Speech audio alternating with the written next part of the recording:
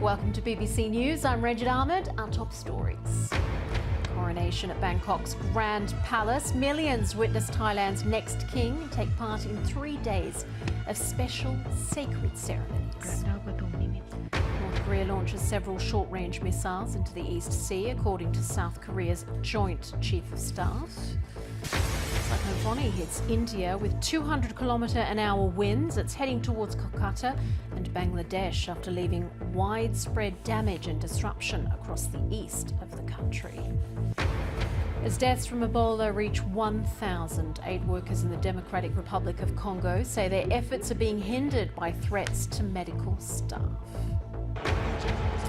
Semenya says she won't take medication to comply with new competition rules after racing to victory in Doha.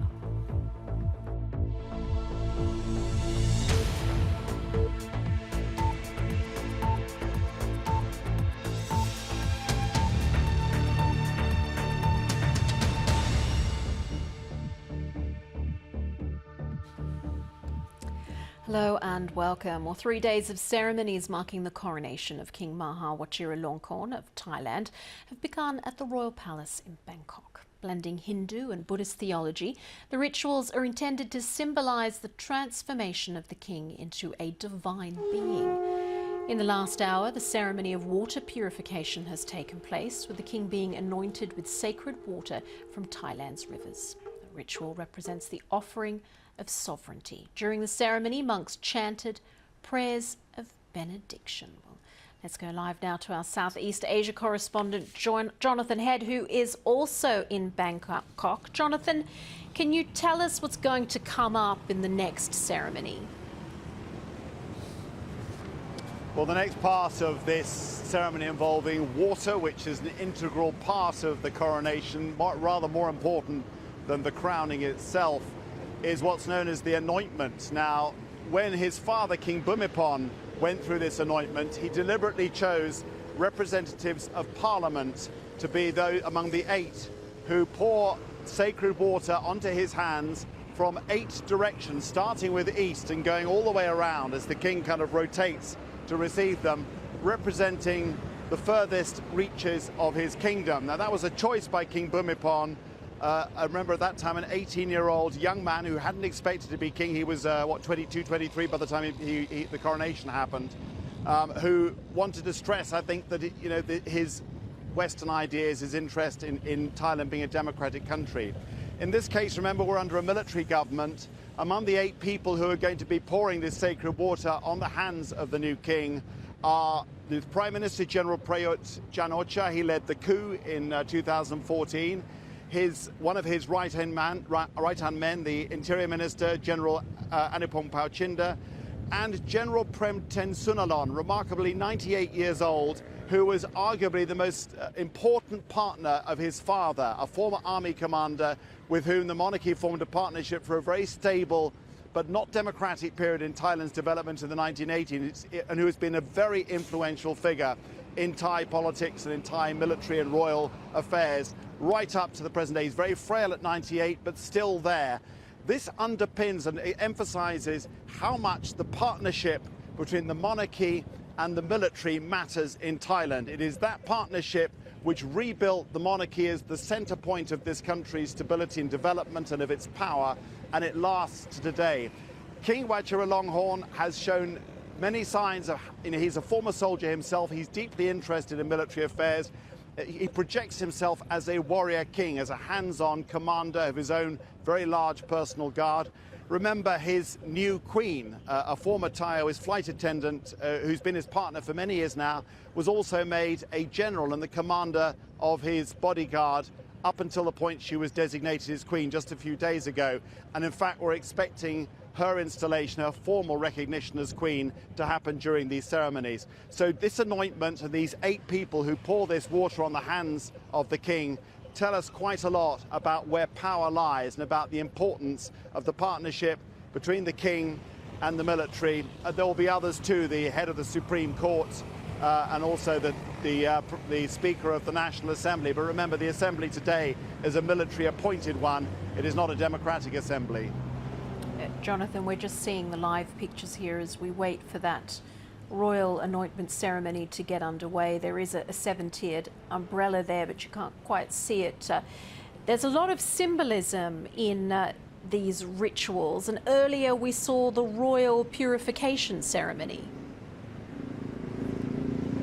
And that's a much more religious part of the ceremony. It's actually a Hindu Brahminic ceremony, really brought into Thailand by kings several hundred years ago. We're not exactly sure when it started. It certainly happened under one of the most powerful periods in Thailand's history, the kingdom of Ayutthaya, a town that is a city that's some 30-40 kilometers north of here, where a very powerful kingdom dominated Thailand from the 14th to the 18th centuries.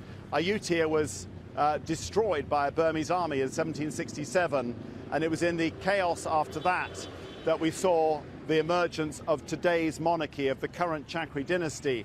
But Ayutthaya is when a lot of these royal rituals were refined and were developed, making it a very ornate celestial monarchy, and they borrowed heavily from India. Although Thailand is Theravada Buddhist, that Buddhism itself came via Sri Lanka and originated in India. And so these kings saw in Brahminic and Indian Hindu traditions notions of power and hierarchy that suited them in trying to elevate a monarchy to being a highly respected and indeed even feared institution in the days where it was crucial for monarchs to impose their authority over the land they controlled. Those rituals have survived. Much of the philosophy of Buddhism has been brought in.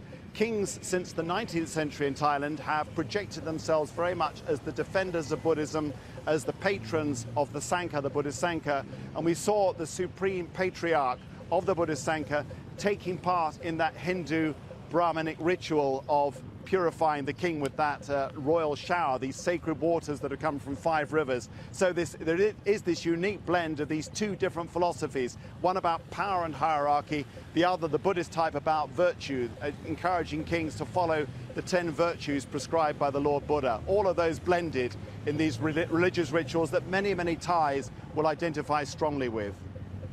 Right, our Southeast Asia correspondent Jonathan Head taking us through the detail and meaning of these rituals. Thank you so much there. And we're just seeing the live scene in Bangkok as we wait for the royal anointment ceremony to get underway, part of elaborate rituals forming the coronation of King Maha Vajiralongkorn in Thailand.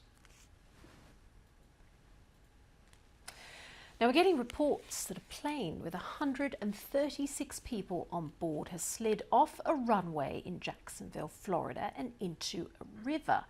Fire and rescue crews are at the scene. You can see the plane is in the river there. No one appears to have been seriously hurt. And the Boeing 737 was on a naval personnel flight from Guantanamo Bay in Cuba. We understand the plane was attempting to land during a heavy thunderstorm. It's in the river there, part covered in water, but not completely submerged. Boeing says it's aware of the situation and is investigating. So the scene there, over 130 passengers on board that plane. It skidded off the airport runway in the US state of Florida in Jacksonville and came to a halt in a nearby river. This is the live scene now. You can see a lot of emergency vehicles, a lot of flashing lights there as they've headed to the scene. We are hearing that rescue teams say everyone on board the Boeing 737 is safe. It's obviously nighttime in the US, in Florida, but that plane skid off the runway there. Obviously people, they're doing their own reports, but that plane skid off the runway and landed in the river. Emergency crews there at the scene. We'll keep you up to date here on BBC News. Now, North Korea has fired a number of missiles from its eastern coast. It's first since the test of an intercontinental weapon in 2017. These projectiles are thought to be short-ranged and flew up to 200 kilometres before landing in the sea. The missiles were launched from Wonsan near the Hodo Peninsula in the east of North Korea. It comes amid a diplomatic breakdown between North Korea and the US after they failed to reach a deal at their summit in Hanoi in February. The White House has said it's monitoring the situation. Well, earlier I spoke to Foreign Affairs analyst Ankit Panda and I asked him if these missile tests differed in any way from previous ones. We don't know exactly what the North Koreans fired. There have been no images or video yet. This event occurred just about 2 hours ago or so. But the critical difference between the two tactical weapon tests that North Korea did in November and once again in April is that this was big enough to be picked up by South Korea's missile warning systems, which led to all of us seeing news alerts about a North Korean missile launch for the first time in 522 days. That was the last time that North Korea ever launched something big. Of course, this appears to be a much, much smaller kind of missile or set of missiles. So this is still quite calibrated, but I think that's the chief difference here. Do you think the international community will be worried about these latest missiles, especially the United States? Absolutely. I mean, on one hand, these ballistic missile launches, like previous ones, do violate North Korea's commitments under United Nations Security Council resolutions. So there is that. But of course, we've seen here in the United States that President Trump has repeatedly touted the lack of any missile launches from North Korea as one of his major achievements over the course of 2018. And now, of course, since the Hanoi summit between him and Kim Jong-un, the North Korean leader, things have not been going so well. And I think we're starting to see the evidence that this process may be entirely collapsing. Of course, we have to see how the United States will choose to react to this development. What do you think North Korea is thinking by launching these missiles? What are they trying to achieve? Yeah, I mean, so I don't have to speculate about that because Kim Jong-un actually told us exactly what he was thinking a few weeks ago when he delivered his first major public address since the Hanoi summit. He explicitly warned that there would be corresponding acts from North Korea for the United States pushing ahead with military exercises with South Korea. And he also generally conveyed his dissatisfaction with the state of diplomacy. So something like this was actually pretty clearly telegraphed by North Korea, and now we're just simply seeing it happen. So when this news emerged today, I wasn't very surprised. And Kit Panda, their foreign affairs analyst. Now, Cyclone Fani is bearing down on one of India's biggest cities, Kolkata, after hitting the state of Odisha on Friday. The storm, one of the worst in the region for years, has weakened as it heads towards Bangladesh. At least, let's just take you back to that live scene in Florida where a plane with 136 people on board has slid off a runway in Jacksonville, Florida and into a river. You can see the live scene there. You can see those lights reflecting in the water. That plane is actually partially submerged in the water. We've been hearing that there have been a few minor injuries in the accident, but everybody on board is supposed to be all right. No serious injuries, alive and accounted for. That's a bit clearer of a picture there. You can see that 737 slid off a runway into the river in Florida, Jacksonville. Now, apparently the plane was a charter flight arriving from Guantanamo Bay in Cuba. Lots of rescue teams at the scene.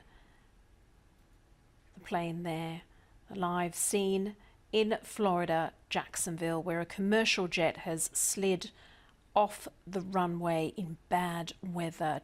Chartered military flight flying into the naval base in Jacksonville from Guantanamo Bay. Passengers say the plane did make a heavy landing during the thunderstorm and then skidded off the runway into the St. Johns River. So we'll keep across that story in Florida, Jacksonville for you, but we want to take you to another story happening right now, the live scene in Bangkok. 3 days of ceremonies marking the coronation of King Maha Vajiralongkorn. Now, what you can see here is the preparations. They're all awaiting for the royal anointment ceremony, which is ready to get underway. We actually have our Southeast Asia correspondent Jonathan Head joining us from Bangkok on the line. Jonathan, what can we expect in the coming hour or so from these ceremonies? Well, the anointment ceremony is the second stage of what is arguably symbolically the most important part of the entire three-day ceremony, which involves water always a very important element in traditional kingships in this part of the world, where water is the very center of rice cultivation, transport. Thailand is traditionally, has all been built around river valleys, as have other kingdoms here. And the first part's already taken place, which was a ritual spirit purification shower. I was going to say bath, but actually the water has poured on him, in fact, by himself and by the Supreme Patriarch of the Buddhist Sangha. The king has now gone off to change. He was that ritual he carried out wearing something like a white toga, or one off one shoulder. He now has to change into much more elaborate coronation vestments, which we're not quite sure, because everyone's sitting around waiting, whether he's waiting for an auspicious time to start the anointment, or whether it's just taking him rather a long time to get into these somewhat stiff clothes. But once that starts, he's got 8 people, all symbolically important, who will pour sacred water over his hands. That includes the current Prime Minister and coup leader, General Prayut Chan-o-cha, one of his fellow coup leaders, the Home Affairs Minister General Anupam Pachinda, and perhaps symbolically most important of all, one of the oldest men still active in Thai politics, Prem Tinsulanont, at the remarkable age of 98, very frail, but a man who arguably did more to elevate the monarchy under the current king's father, King Bhumibol, in the 1980s, and remained a very powerful and influential figure right up until the last decade, when age took him out. Interestingly, Prem, in years gone by, had expressed reservations about the capabilities of then Crown Prince Vajiralongkorn, and there was speculation that perhaps some in high royal circles would have preferred another member of the royal family to succeed. The late king never deviated from his choice of his son as the designated successor, and Prem, unexpected to some people, was kept on in the Privy Council, the key body of king's advisors, when the new king took over. It was assumed they perhaps didn't get along, but Prem is there today as one of the 8 people anointing the hands of the new king, and giving a demonstration of real unity among those who've been most powerful and influential in elite circles in Thailand in recent decades. It also underscores the importance of the military and the partnership between the military and monarchy in establishing the current power arrangements in Thailand, which were cemented under the current king's father. So yes, it's a symbolic ceremony. It doesn't change the king's legal status. None of this does. He is legally king. But seeing these very important military figures chosen as among the 8 to anoint him as he moves around from east, sitting on a stool or a throne, all the way around, representing the corners of his kingdom, he receives the water on their hands. After that, the king will receive the royal regalia, which include a pointed crown, which in the case of his father, he placed on his own head. That's a sort of an emulation of a European-style crowning. The great sword of victory and other important implements. There's a pointed pair of slippers, a fly whisk and fan. These are considered essential to the coronation of any king. He'll be presented with those. He will sit for the first time under a 9-tiered umbrella. Only reigning monarchs get that privilege. Up to now, the king has been under 7-tiered umbrellas, and from there we're expecting him a little later to issue his first royal command that will be listened to carefully. It may be rather brief, but to see whether it gives us any sense of what kind of king he intends to be. Jonathan, we've been seeing the live pictures here as we wait for that royal anointment ceremony, and we've been seeing the 7-tiered umbrella. There's so much symbolism in these rituals. Why is that so? Well, I think all monarchy is about rituals and symbolism, and you'd have about as much to talk about if you were looking at a British coronation as well, perhaps not quite as rich. Look, this is still a very religious country. It's a very superstitious country.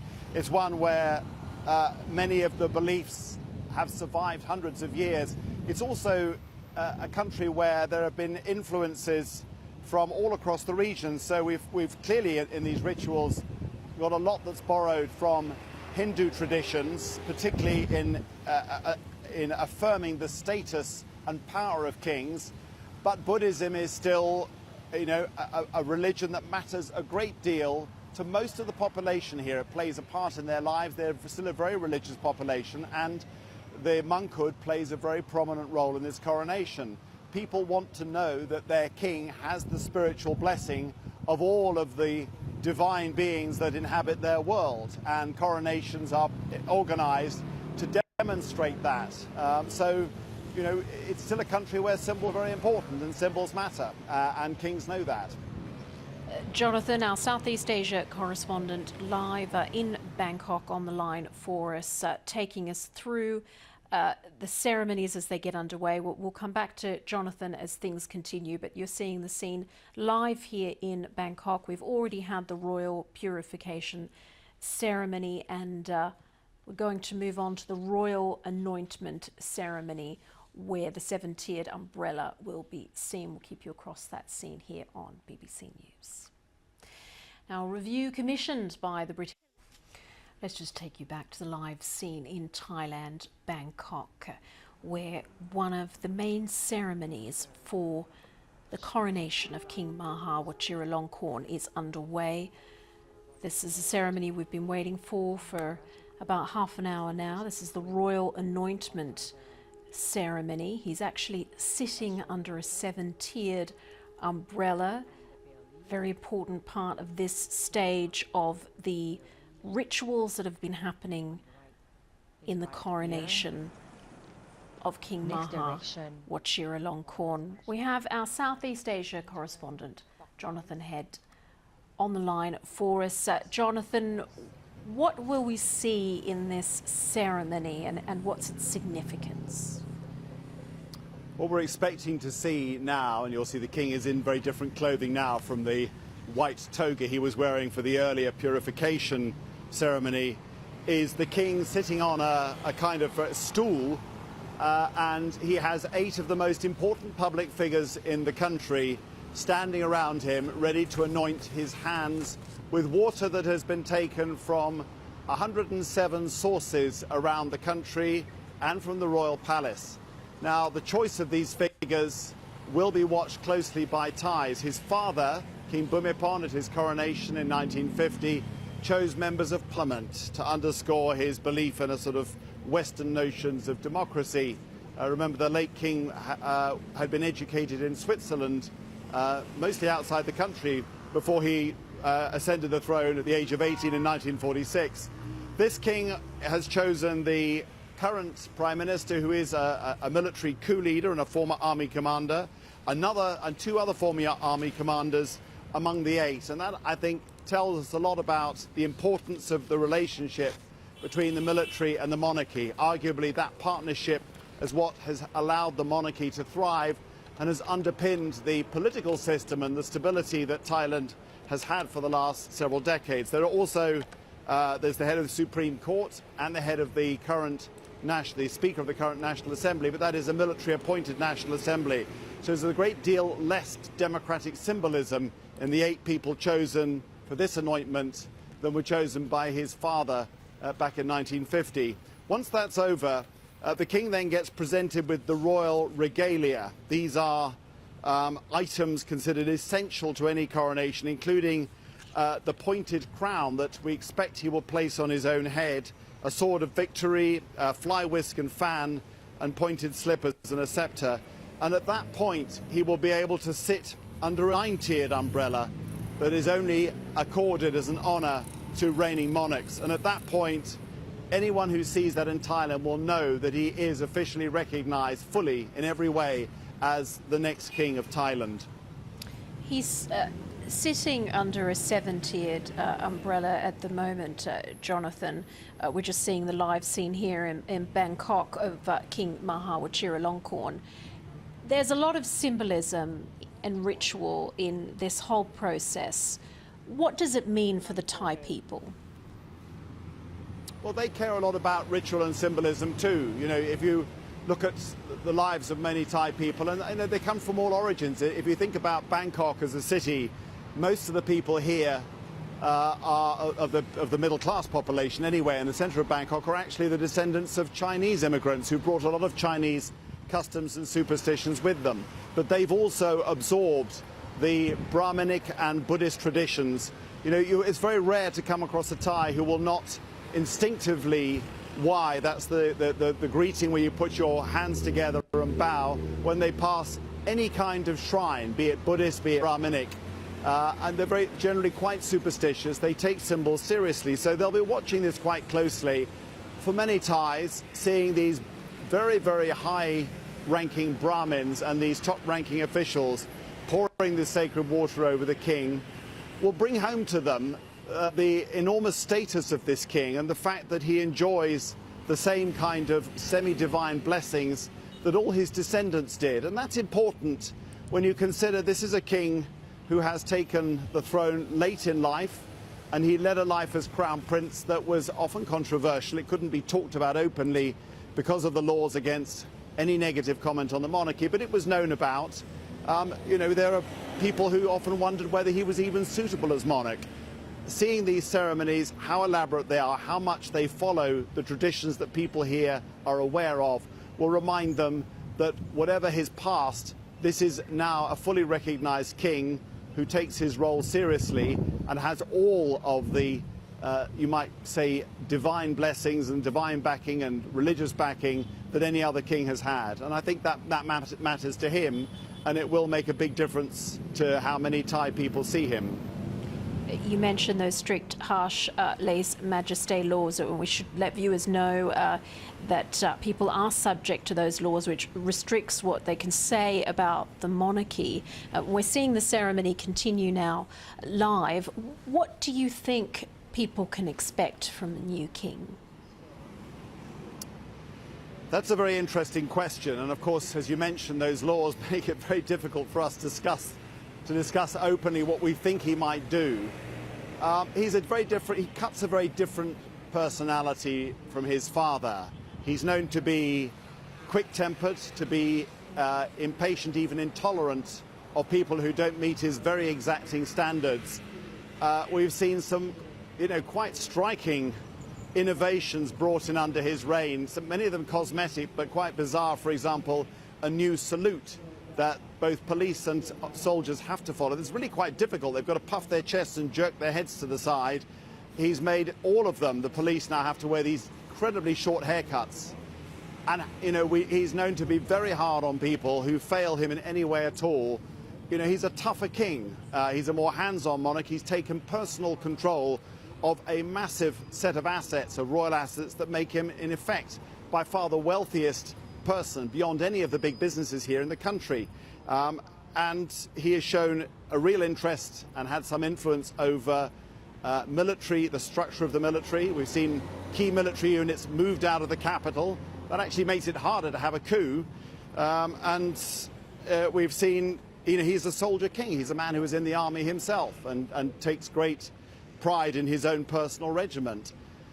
How he actually acts, though, beyond this is difficult to say. All we can say for sure is that he's, at this stage, unpredictable, and he's certainly not like his father. We're continuing to see this ceremony, the royal anointment ceremony, underway here in Bangkok. I wonder, you mention his father, King Bhumibol Adulyadej, and he died a few years ago, and there's been a very long period of mourning before this particular coronation.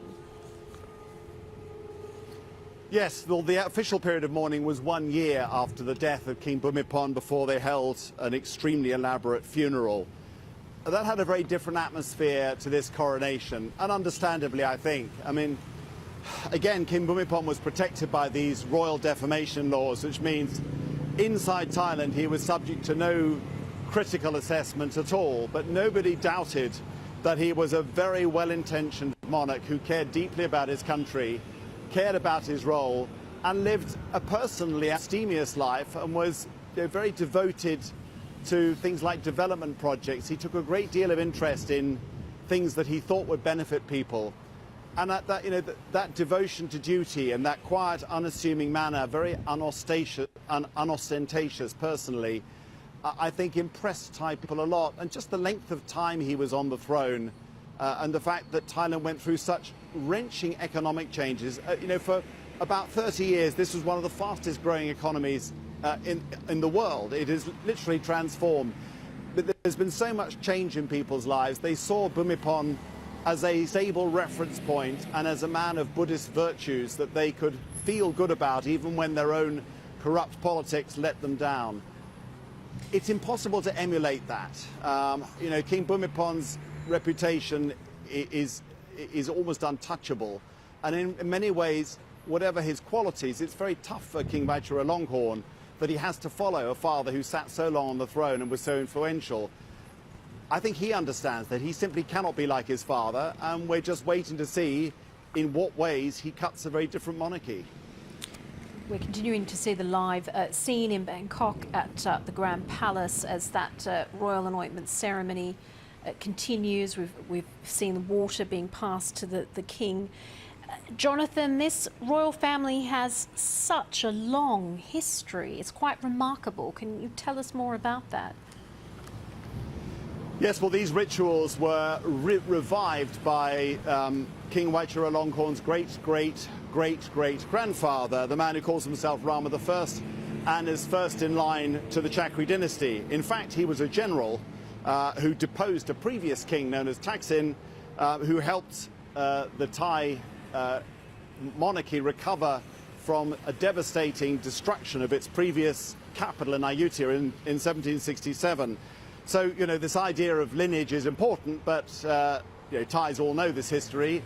At certain points in their history, one monarch has sometimes usurped another. Perhaps in a country that has so many military coups, that's a fairly easy concept to grasp. But yes, the Rama I seized power when King Thaksin was deposed, apparently because he'd gone mad, and built the capital here in Bangkok, where I'm standing now, and rebuilt it very effectively. It became a centre of power, and most importantly for Thailand's history, his successors had to deal with the advance of European influence, French and English, British colonialism advancing through Indochina, through Burma, through Malaya.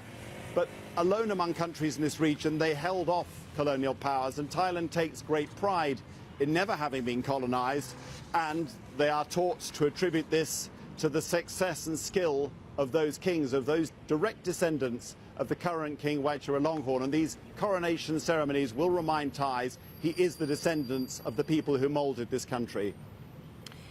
Jonathan, we're still seeing the scene live in Bangkok. That ceremony has continued. King Maha Vajiralongkorn has walked away from where he was sitting. He received some water. There's now a multi-tiered umbrella there. What is the role of the monarchy in Thai society? What is it supposed to do? Well, officially it's a constitutional monarchy, and if you hear that term, people immediately imagine it should be a monarchy a bit like those in Europe, where monarchs have an important but essentially ceremonial role. And that's how it's laid down in the law, and the monarchy is held to be above politics. In practice, the enormous moral authority and real power that the king has. Remember this money that's ultimately at a king's disposal. The late King Bhumibol didn't do much with it, but this is a monarchy that has assets of $30 to $40 billion, owning much of the land in central Bangkok at its disposal. And the fact that the king's wishes really cannot be denied. It is a far more powerful monarchy than any others that outside the Gulf or small states like Brunei. And Thais know that. It's also an untouchable monarchy. You can't talk about it. People here whisper privately about the monarchy. Some of them disagree with some aspects of it, but they simply cannot say so openly. So, when you say constitutional monarchy, which is the way it's officially described, it doesn't really get across the enormous influence the monarch can have. Some Thais say that under Bhumibol, he was very careful to exercise his power, and they described it as reserve power. Everyone knew he had it, but he exercised it rarely in moments of crisis. Others say that, in fact, his influence was far stronger than that. This king has made it clear he is willing to intervene far more than his father, but in 2.5 years, we've seen a few striking initiatives, particularly in demanding changes to the constitution, but we've yet to see just how far he's willing to exercise that immense power that can reside in the position of the monarch. Jonathan, we are seeing the scene at the Grand Palace live in Bangkok. I believe what we saw a little bit earlier was the King receiving the royal 9-tiered umbrella, and he's moved to a separate throne now. What kind of ceremony, just briefly, will come up after this? What will we see in the next hours and day? Well, at the moment we're seeing what looks like one of the chief Brahmin priests reading out to him now. I'm assuming this is just prior to him being presented with the royal regalia. These are the items that have been important at coronations going back to Rama I. That includes the Great Crown of Victory, as it's known, a gem-encrusted, pointed 7.3 kilo, very heavy headwear that the king, if he follows his father, will place on his own head, a great sword of victory, symbolizing his power, and a scepter, his slippers, and a fly whisk and fan. A fan very important in heat that's reaching 37 degrees today, though I suspect the king these days has air conditioning in his palace. Once he's got those important items, and they're very important, he has to have them, he's already sitting under the 9-tiered umbrella. We would expect after that to hear his first royal command. Everyone's waiting to see what that is. His father read out a statement that he would reign with righteousness for the benefit and happiness of all the Thai people. And that phrase was remembered by Thais throughout his reign as epitomizing his own sense of duty. So everyone will be listening very carefully to the words chosen by this new king and that very first and important royal command. Our Southeast Asia correspondent Jonathan Head from Bangkok taking us through all of that, all of what we're seeing here live in Bangkok, the elaborate rituals forming part of the coronation of King Maha Vajiralongkorn. Coming up next, the crowning and investiture ceremony. Stay with us for all the coverage here on BBC News.